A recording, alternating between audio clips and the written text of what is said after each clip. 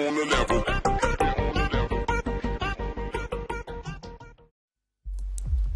हाय दोस्तों, मैं हूं आपका होस्ट एंड दोस्त चंदन कश्यप, और आज हम आप देखेंगे कि दुनिया के सबसे खतरनाक और खूंखार सीरियल किलर्स को देखेंगे कि वो कौन थे, उन्होंने क्या किया, क्यों किया और अब वो कहाँ हैं।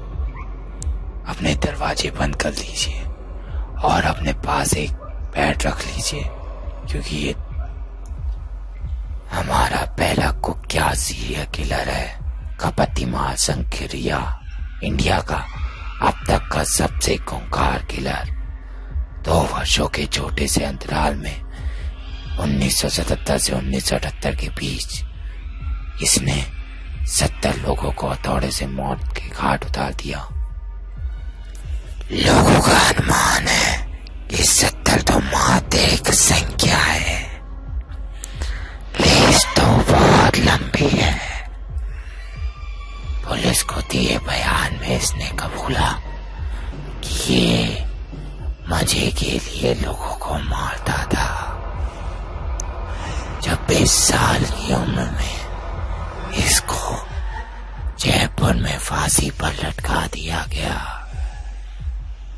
इसके आखिरी शब्द थे, आई है हमारा अगला मौत का सौदागर ब्राजील से है, इसका नाम पेड्रो रोड्रिगेज फिलो है।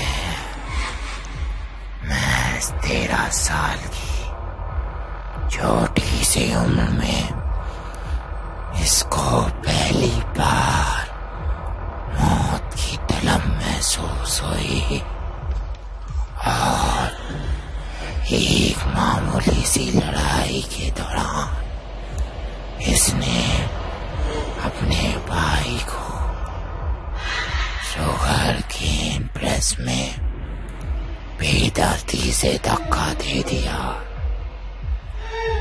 14 साल के होने पर इसने एल्फेस के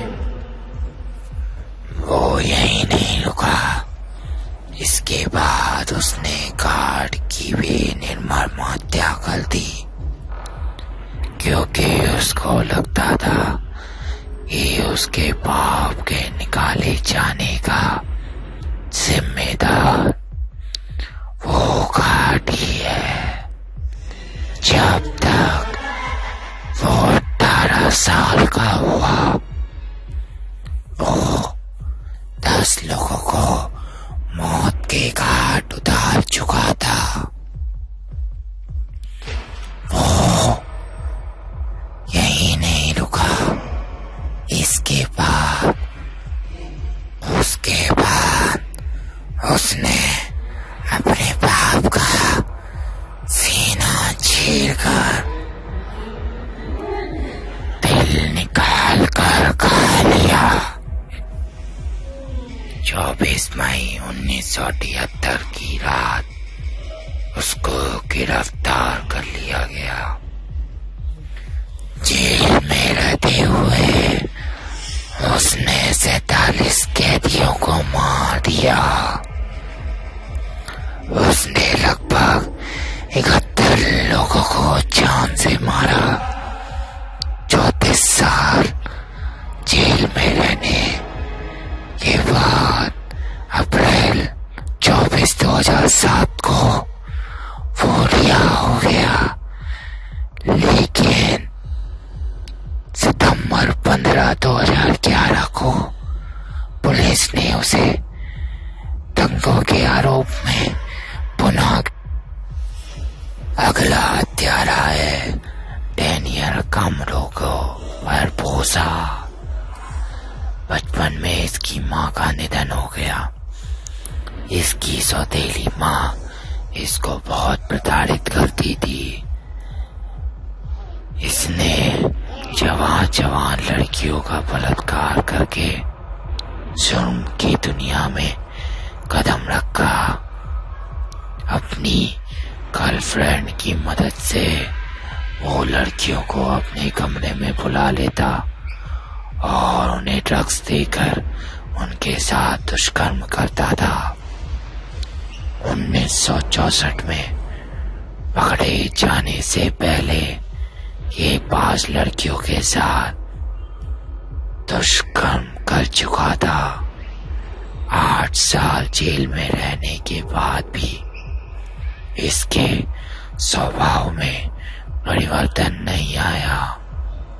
बस इसका बलात्कार करने का ढंग बदल गया। अब यह अपने शिकार को रेप के बाद मार डालता था।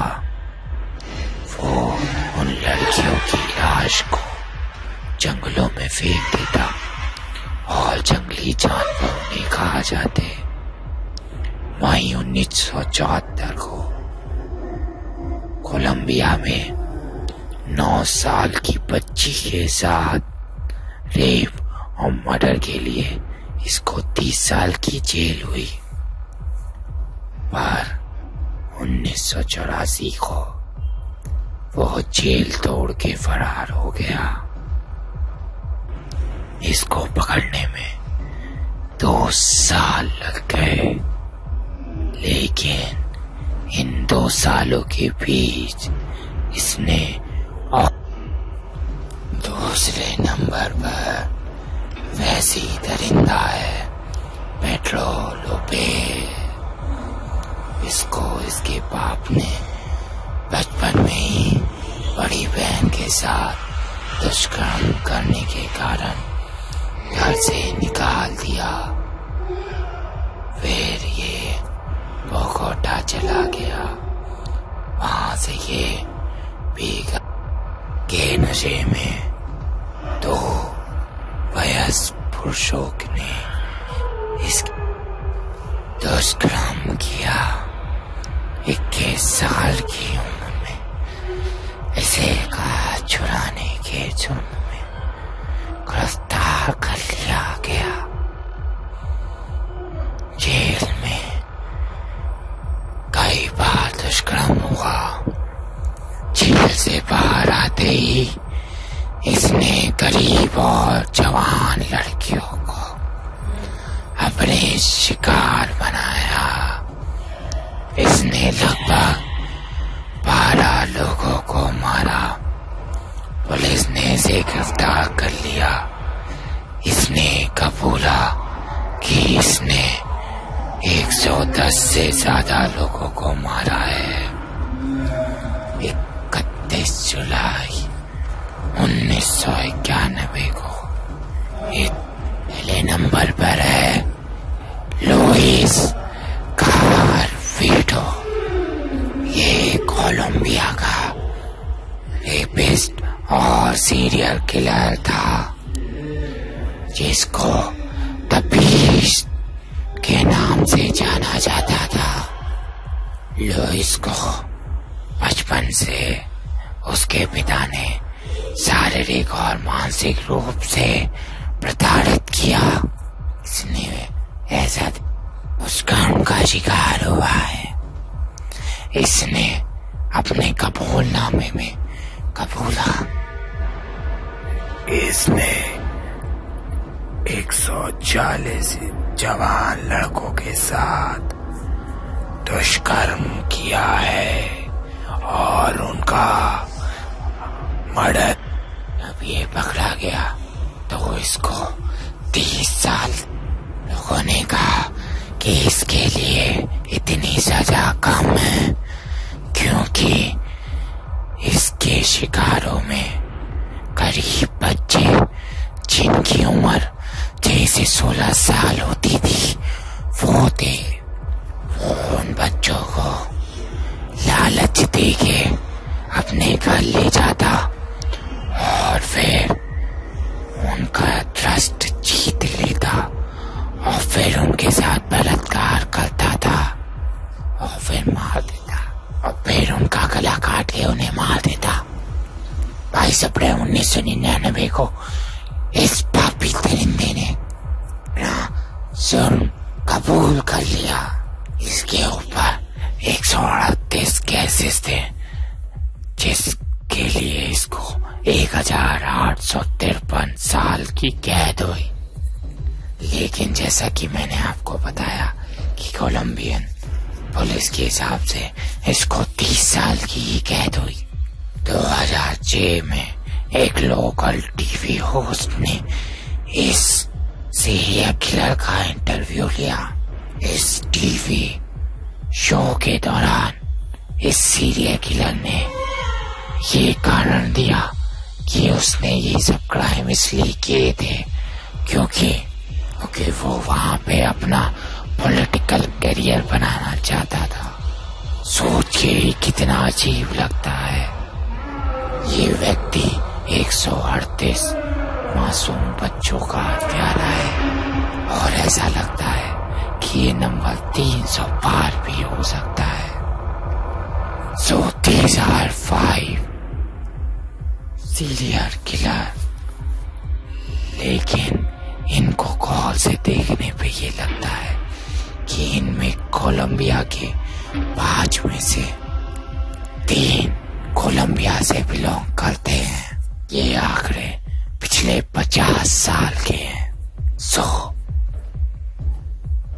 1970 से 1995 के बीच 800 बच्चे कोलंबिया में मारे गए बस 3 लोगों की वजह से। इसके हिसाब से ये लगता है कि